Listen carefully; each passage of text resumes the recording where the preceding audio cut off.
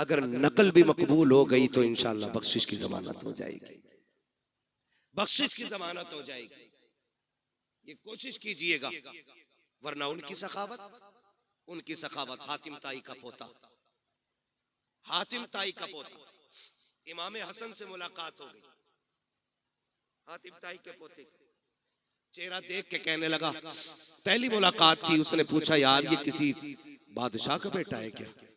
कहा क्यों? कहा चेहरा बता रहा कि जैसे महलों में पला है। किसी ने कहा नहीं, ये बादशाह का नहीं, नबी की बेटी खातून जन्नत फातिमा ज़हरा का बेटा है। उसने जब इतना सुना कि हुजूर का नवासा है, वो आया करीब और कंधे पे आके हाथ रखा, कहने लगा मुझे पहचाना? अब ये कितने बेनियाज लोग हैं, कहने लगे तुझे पहचानने से मतलब भी क्या, हम क्यों पहचाने? उसने कहा मैं हातिम ताई का पोता। तो आपने फरमाया होगा? कहने लगे आप अपना तारुफ कराएं। फरमाने लगे हमें तारुफ की जरूरत नहीं, हमें कायनात का जर्रा जर्रा जानता है। वो और चिढ़ गया। उसने कहा अच्छा ये बताओ, तुम्हारे दादा बड़े थे कि मेरे दादा बड़े थे?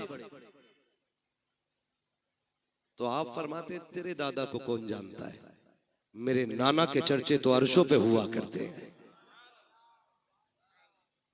चुप हुआ। उसने फिर सोचा अगली बात क्या कहूं। उसने जो अगली बात इमाम हसन से कही ना, कहने लगा अच्छा ये बताइए क्या आप जानते मेरे दादा की सखावत के किस्से कितने मशहूर हैं? फरमाने लगे कितने मशहूर हैं? उसने कहा दुनिया जानती है, मेरे दादा के महल के 7 दरवाजे थे। कितने बोले? 7 दरवाजे।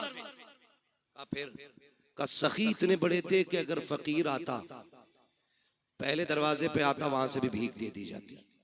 फिर वही फकीर दूसरे दरवाजे पे आता। का इतना सखी था मेरा दादा कि धक्का नहीं देता, भीख देता था। का फिर वही फकीर तीसरे दरवाजे पे आता। का फिर धक्का नहीं मिलता, भीख मिलती। का एक एक करके 7 दरवाजों पे जाता था, भीख दी जाती थी। का मेरा दादा इतना सखी था, 7 दरवाजों से भीख देता था। मेरा इमाम मुस्कुरा के कहता ये भी कोई सखावत है? उसने कहा कहना क्या चाहते हो? कहा कि सुन, तेरे दादा के महल के 7 दरवाजे और एक फकीर पहले दरवाजे पे मांगता, फिर दूसरे पे, फिर तीसरे पे। फरमाने लगे दूसरे पे तभी जाता था ना जब पहले से जरूरत पूरी नहीं होती थी। ये भी कोई सखावत है कि दूसरे दरवाजे पे तब गया जब पहले से जरूरत पूरी नहीं हुई। और कब कंजूस इतना बड़ा था तेरा दादा कि दूसरे से भी भला पूरा नहीं हुआ, फिर वो तीसरे पे आया।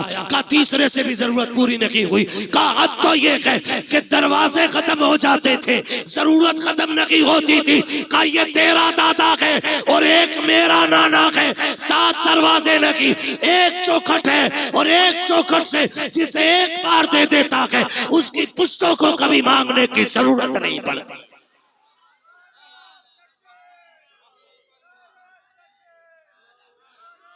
नारे तकबीर, नारे रिसालत, फैज़ाने पंजतन कॉन्फ्रेंस। सुभान अल्लाह। कौन देता है देने को मुंह चाहिए, देने वाला है सच्चा, देने वाला है सच्चा हमारा नबी। आखिरी बात अर्ज कर दो, तवज्जो है। अल्लाह से हुजूर का सदका मांगे। फक्र फाका भूख तंगदस्ती कभी आ जाए तो हराम की तरफ हाथ नहीं बढ़ाएंगे इंशाअल्लाह।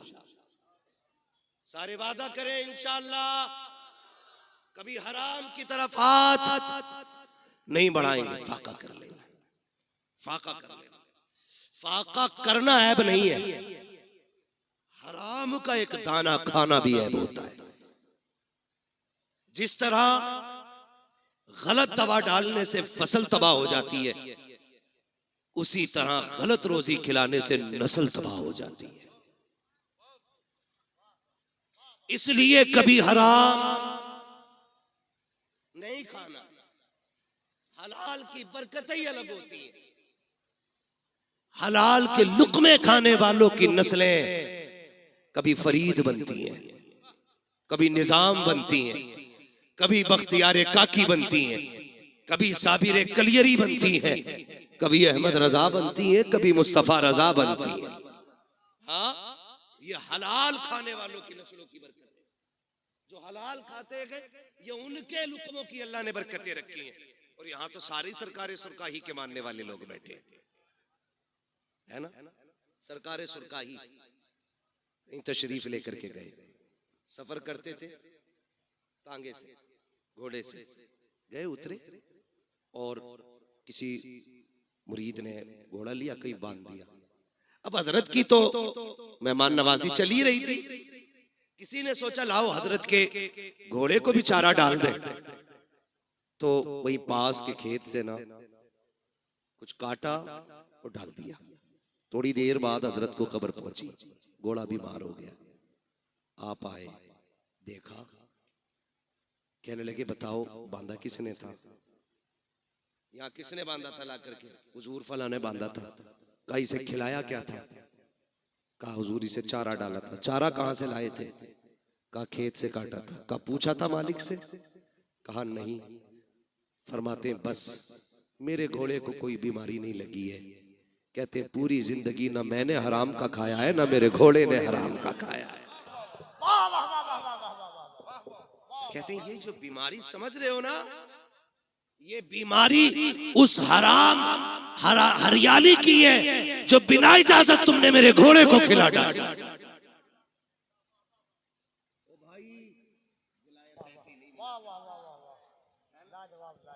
विलायत ऐसे ही नहीं मिला करती है, लुक्मे हलाल के होते हैं तब अल्लाह का कुर्ब नसीब हुआ करता है। करेंगे इंशाअल्लाह कोशिश, है ना? करेंगे इंशाअल्लाह। हलाल खाएंगे, हलाल कमाएंगे। रज़ाक कौन है? सारे बोलो कौन? रोजी कौन देता है? अल्लाह। जिसे ना मिलती है हुजूर का वसीला दे के मांगे, इतनी मिलेगी कि नस्लों का गुजारा हो जाएगा। हाँ, आला हजरत ने सिखाया वही रब है जिसने तुझको हमतन करम बनाया, हमें भीख मांगने को तेरा आस्था बताया। तुझे हमद है खुदाया, तुझे हमद है खुदाया। वो कवारी पाके मरियम व नफख्तु फीह का दम है अजब निशान आजम मगर आमिना का जाया। वही सबसे अफजल आया, वही सबसे अफजल आया। तुझे हमद है खुदाया, तुझे हमद है खुदाया। यही बोले सिदरा वाले ये चमने जहां के ठाले, सभी मैंने छान डाले तेरे पाए का न पाया। तुझे यक ने यक बनाया, तुझे यक ने यक बनाया। तुझे हमद है खुदाया, तुझे हमद है खुदाया। मांगेंगे अल्लाह से हलाल रोजी की तौफीक इंशाअल्लाह।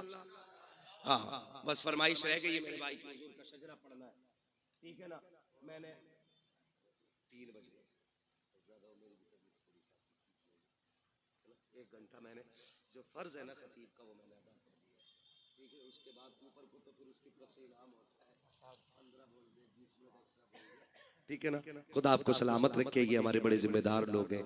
ये वो लोग हैं कि जो बिना किसी लालच में हुजूर की महफिल में आए बैठे हैं। और इन्हीं के साथ साथ आप भी वो लोग हैं जो सिर्फ इसलिए आए बैठे हैं। हर एक दिल की तमन्ना होगी, सुना है आप हर आशिक के घर तशरीफ लाते हैं, मेरे घर में भी हो जाए चरागा। हाँ, आपने पंजतन के नाम से महफिल सजाइए। इस मोहब्बत का तज़किरा मैं क्या करूं, बस इतना समझे। मेरे हुजूर ने फरमाया था लोगों अली से प्यार करना, मेरे अली की आल से प्यार करना। हुजूर क्यों? फरमाया मेरे अली की मोहब्बत तुम्हें कब्र में भी काम आएगी, हश्र में भी काम आएगी, पुलसिरात में भी काम आएगी और मीज़ान में भी काम आएगी। ये मेरे हुजूर ने खुद फरमाया। तो ये पंजतन मैंने नाम लिए और ये कितना बड़ा नाम है जिस नाम को लो तो सिर्फ सर नहीं दिल भी झुक जाया करते हैं। सैयदा तय्यबा ताहिरा आबिदा जाहिदा नकिया तकिया राकिया साजिदा जाहिदा सैयदा खातून जन्नत सैयदा फातिमा ज़हरा रज़ी अल्लाह तआला अन्हा। ये भी एक बहुत बड़ा नाम इस पंजतन में शामिल है। अलग अलग अगर बात करूं तो अब फिर 1 घंटा और चाहिए। अभी मैंने सिर्फ हुजूर पे बात की है, और हुजूर के भी करम पे बात नहीं की है, सिर्फ हुजूर की अखलाक की एक झलक की मैंने आपके सामने बात की है। हाँ, मेरा महबूब सर से लेके पैर तक अखलाक का मरकज बन के आया है, मरकज बन के आया है। एक एक बात पे महीने नहीं सालों गुजर जाएंगे, आखिर में यही कहना पड़ेगा, जिंदगी खत्म हुई और कलम सूख गए, तेरे औसाफ का एक बाप भी पूरा ना हुआ। हाँ, मेरे जैसे 1400 साल से कितने आए और आकर के चले गए और आके जाते रहेंगे, लेकिन हुजूर के जिक्र का हक कमा हक को अदा नहीं हो सकता है। मेरी पूरी तकरीर ये थी कि हमें हुजूर के अखलाक का एक पल ये लेना है कि हमें इंशाअल्लाह गरीब यतीमों की दिखावे के लिए नहीं, रब की रजा के लिए मदद करेंगे इंशाअल्लाह। हाँ, वरना बड़े बेगैरत होते, एक खजूर 3 लोग, एक केला 5 लोग। फोटो मैंने देखा बरेली शरीफ में, खानका के अंदर का मसला था, सुबानी मियां के यहाँ बैठे हुए थे, मुझे बात याद आ गई। कोई बात की तो अखबार वाले आए हुए थे, जैसे ही फोटो खींचने की बारी आई ना, तो लोगों ने ये नहीं देखा कि सज्जादा नशीन बैठे हुए, फोटो के चक्कर में उनके ऊपर चढ़ गए। उन्होंने गुस्से में कहा, सालिमो इतना लालच फोटो खिंचवाने का है? फिर कहने लगे, ये कौम इतनी जालिम हो गई है, फोटो के चक्कर में अगर आला हजरत पे भी चढ़ना पड़े तो ये चढ़ के फोटो खिंचवा ले।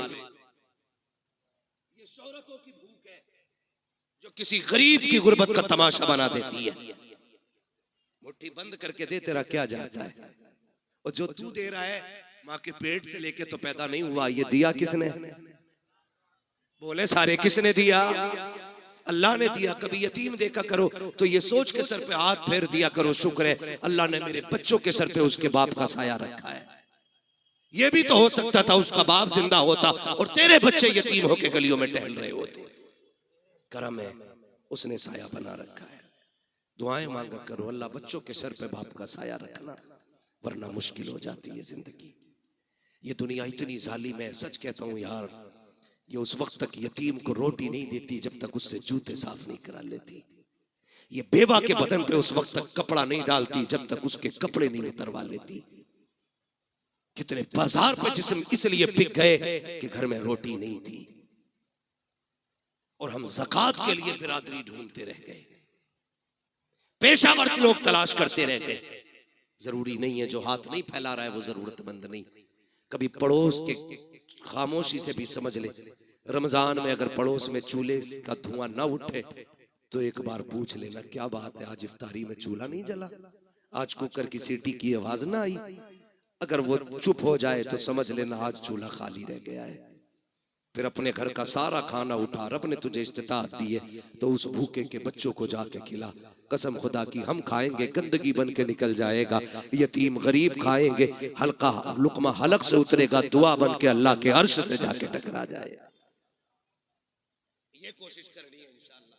ये आज मेरी पूरी तकरीर का इतना निचोड़ है, जितना मैंने कह दिया आपसे करेंगे इंशाअल्लाह, और रोजी भी खाएंगे तो हलाल खाएंगे इंशाअल्लाह। उम्मीद है यहाँ जितने बैठे हैं हलाल वाले बैठे होंगे, इसलिए कि हुजूर की महफिल में हराम खाने वाले नहीं आया करते हैं। यही उम्मीद की जाए ना। अब ठीक है, जिन्हें शजरा सुनना जरा बोल दे सुभान अल्लाह। इतनी जोर से कहने पे तो मैं नमाज जनाजा नहीं पढ़ाऊंगा। आप तो शजरे की बात कर रहे हो, ऑपरेटर साहब ईमानदारी से अब इसकी आवाज बढ़ा दो, है ना, वरना हमारी आवाज इतनी घट जाएगी कि मौलवी कम हो जाएगा। बोले जरा, इधर वाले लोग ये ना समझे आप बाहर बैठे, आप भी हुजूर की महफिल में बैठे, आप भी हुजूर की महफिल में बैठे, आप भी बोले जरा सुभान अल्लाह। पता लगना चाहिए ना सारी हुजूर के गुलाम बैठे, है ना। तो आजाद भाई तो पता नहीं किधर होंगे, लेकिन मसला कोई नहीं है, मुझे पता है उसको छुट्टी ना मिली जिसने सबक याद किया। वो कहा था मकतब इश्क का अंदाज निराला देखा, उसको छुट्टी ना मिली जिसने सबक याद किया। ठीक है ना, उल्टा ही हो जाता। अक्सर जो है ना दावत करने वाला बांटने वाला भूखा रह जाता है, कभी साके कभी फाके, कभी अकेला ही बैठा रह जाता है और कभी सारी बांटने में खत्म हो जाती है। तो जिम्मेदारी बड़ी चीज होती है, बड़ी चीज होती है। अल्लाह इन्हें सलामत रखे। इस जलसे की उम्र कोई इशा से लेकर फजर तक नहीं है, जब से तारीख मुकर्रर होती है तभी से जलसे का आगाज हो जाया करता है। दुआ करें अल्लाह इन लोगों को सलामत रखे। इन्हीं लोगों के जरिए मुझे आप तक ये बात कहने का मौका मिल गया, वरना न बुलाया होता ना मुझे आपसे ये बात करने का मौका मिलता। ये भी तो हो सकता है इस महफिल में कोई इतना अच्छा बैठा हो जिस पर नजर पड़ जाए तो अल्लाह मुझे बख्श दे। क्या पता कौन इस बड़ी महफिल में एक जन्नती बैठा हो। कोई तो आया होगा ना। जहां 40 होते वहां एक वली होता है, तो यहां तो 40 नहीं, कई 40 बैठे। अगर मैं कहूं कई 40 में बैठे तब भी कोई गलत नहीं है, क्योंकि हम तो सुन्नी लोग हैं। हमारा उम्र 40वां है तो फिर महफिल में 40वां क्यों नहीं होगा, है ना? नहीं, मत बुलाओ बेचारों को, काम में लगा रहने दो, बस मुझे शजरा पढ़ना। अब जरा बोल दे सुभान अल्लाह। भाई मोहम्मद अली फैजी साहब पढ़ेंगे, ये याद रखिएगा। तो इतनी भी बचा के ना रखो कि सारी फैजी साहब को आवाज दे दो। कुछ हमारे कहने पे भी निकाल लो, जरा आप बोल दे सुभान अल्लाह। अच्छा, ये चालाकी तो नहीं है कि पिंडाल से अलग बैठो कहीं सुभान अल्लाह ना कहना पड़ जाए। इन्हें कैमरे को देख के ऐसी फीलिंग आ रही है जैसे कि हम किसी कॉन्फ्रेंस में आए हैं और देश के मुद्दे पे अहम बात करनी है। मैंने पहले ही कहा था इन्हें साइड में रखा करो, कसम से ये इतनी बड़ी दीवार बन जाती है कि महफिल की सारी रौनक ही खत्म हो जाती है। ये साइड में रहनी चाहिए, आइंदा कभी सामने ना होना, वरना फिर बीच में उठवाया जाएगा तो फिर अच्छे नहीं लगोगे। उनकी तरह तुम्हें भी बोरिया लेके टहलना पड़े, ठीक है ना? बोल सकते तो बोले सुभान अल्लाह और जोर से।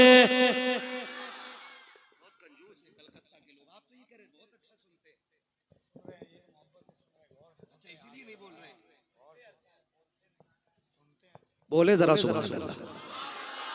अच्छा, सुनने का मतलब ये कि सुने पे अमल किया जाए। मैं बोलने कह रहा हूं तो ये चुप रह रहे हैं, इसका मतलब सुन ही नहीं रहे। दिल से सुन रहे, कानों से सुनिए। बोले जरा सुभान अल्लाह।